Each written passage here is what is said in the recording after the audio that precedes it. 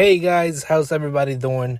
Welcome to the Stonerd podcast, quarantine edition. We're still in quarantine. I feel like the worst already passed, and we are ready to open the country. The question now becomes, how do you open the country? And honestly, I don't have an idea that I can say I'm confident about. But obviously, I would start with like low contact places, places where a lot of people won't gather all at once. Obviously, um, dine-in restaurants and concerts and bars and all of that stuff. Obviously, that's gonna be the last thing that we want to open. Uh, but I think we can start like making other places that are not like as crowded. We can start opening them, and I think I heard May 15 is when we're gonna start opening some places. I mean, I already go to the park. I already take my bicycle and just ride around. There's really no problem with that. I know a lot of people are really concerned.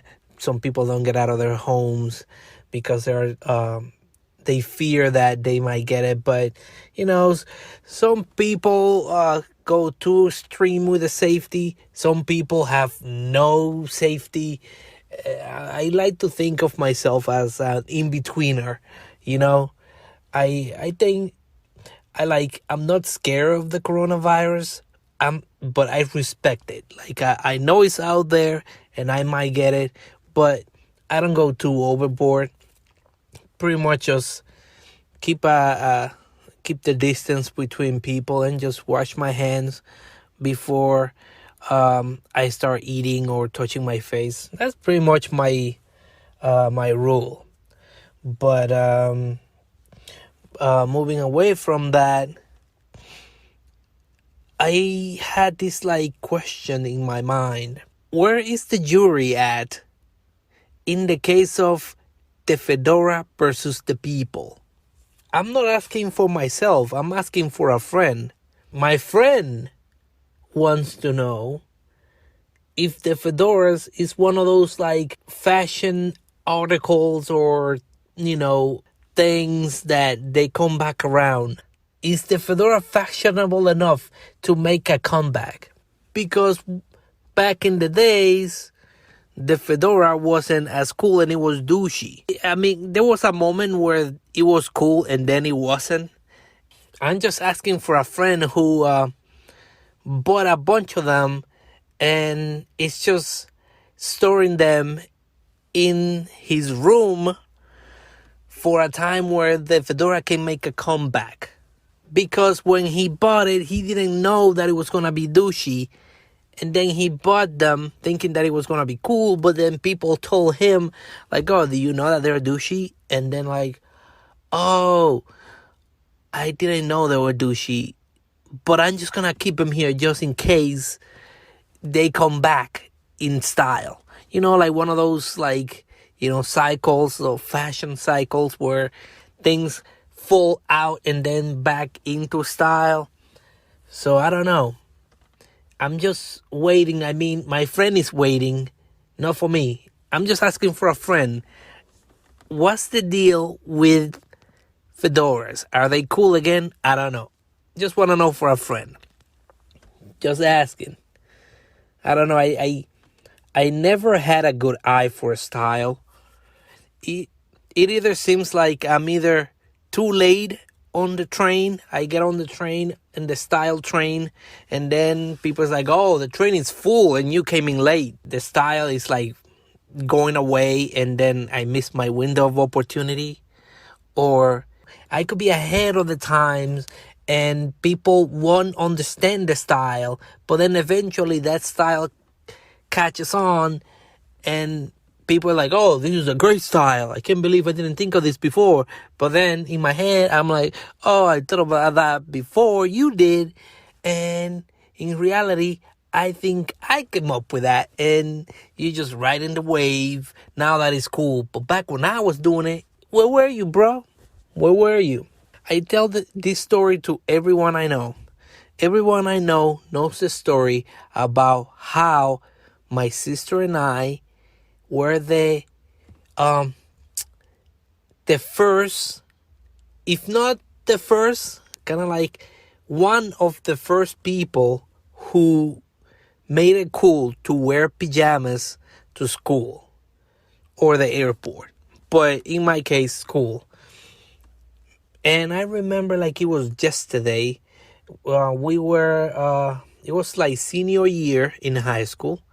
And, I don't know where you live, but here in New York, they like to have fun during the senior year.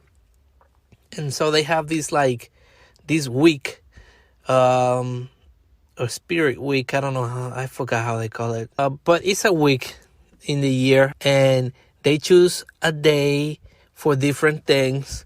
It could be like, oh, Monday's hat day, and then you gotta wear a hat. And a Tuesday could be Hawaiian shirt day, and then everybody has a Hawaiian shirt. Something like that. And I remember that one day out of that week was supposed to be twin day, and you're supposed to go matching with somebody else in school. And so my sister and I were thinking about it, and we didn't have any clothing that was matching because obviously we are not twins and we don't buy things that are the same. So we came up with this idea like, let's get pajamas. And at first I was like doubting, like, oh my God, we're gonna go with pajamas to school? That seems crazy. But my sister, being the more confident one out of the two of us, was like, yeah, let's do it. Come on. So we did. We went there. Some people were hating. Most of the people were hating. It's like, oh, what you doing? You bringing pajamas to school now? What, you didn't take a shower today? What, did you just woke up? What's going on? So I want to say like 90% of the people were hating, but then there was like this like small few that saw the potential. Like there was like a handful of kids who were like, oh, wait a minute, that's not a bad idea. Some people were like high-fiving us, like, oh, you cool, you guys are cool, But I'm telling you, before we did it, nobody had done it. And the week after that, we started seeing kids with pajamas, and more and more and more until eventually it was like normal. Like they were just like kids with pajamas and flip-flops. Like it was normal. But back when we did it, most people were hating. And I like to think that we were mavericks. We were pioneers. We were like trailblazers. I don't know what to tell you, man. All those synonyms. Like we were it. And a lot of people don't believe me when I say that we were one of the first who started that trend.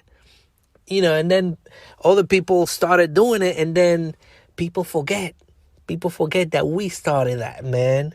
And I take pride in that.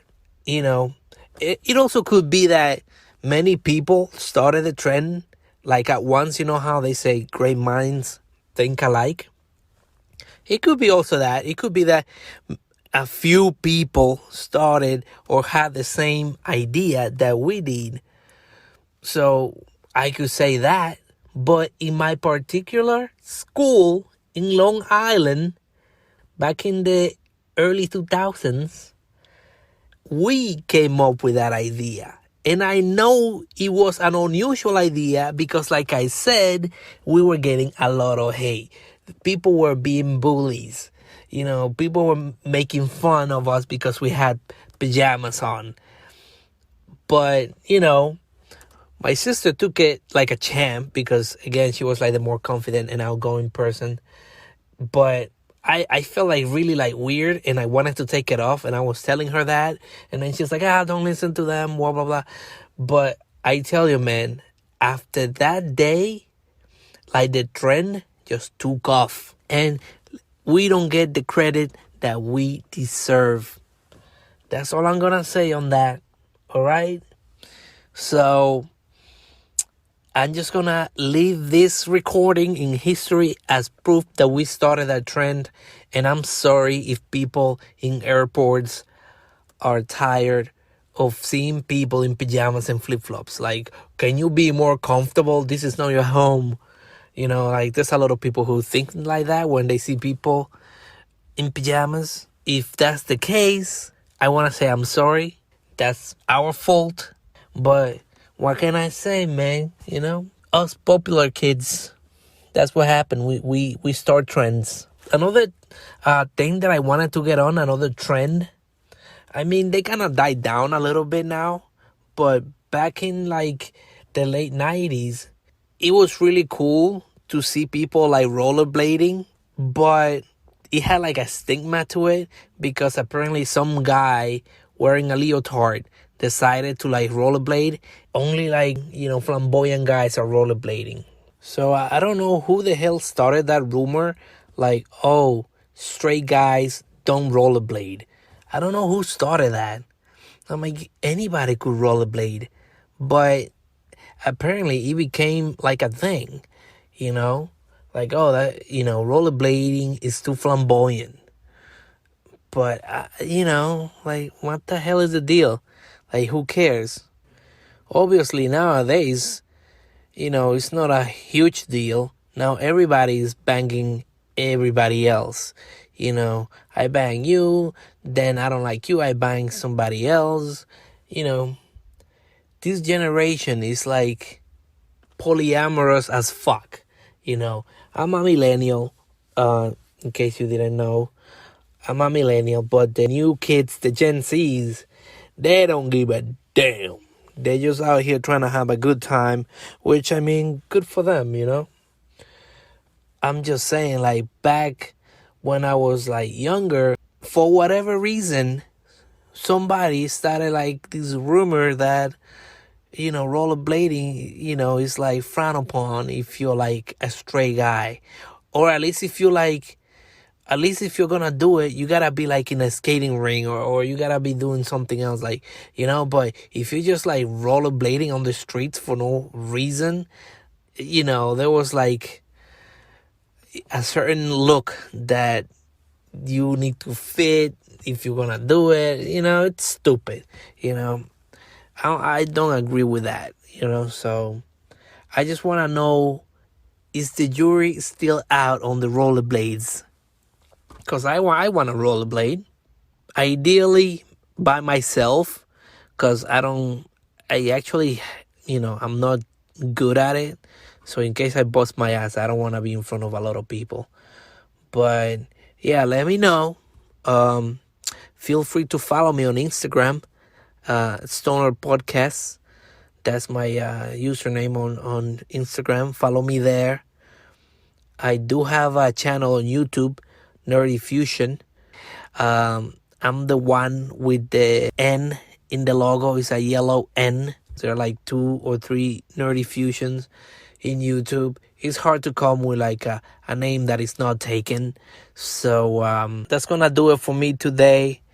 As you know, this is my podcast. I make it short and sweet. If you like longer podcasts, just listen to the Joe Rogan podcast. It's a great podcast. I listen to it too, so hey, I won't blame you if you don't listen to this. But hey, it's short and sweet and to the point. So what can I say? I'll see you guys on the next one. Stay safe. Peace.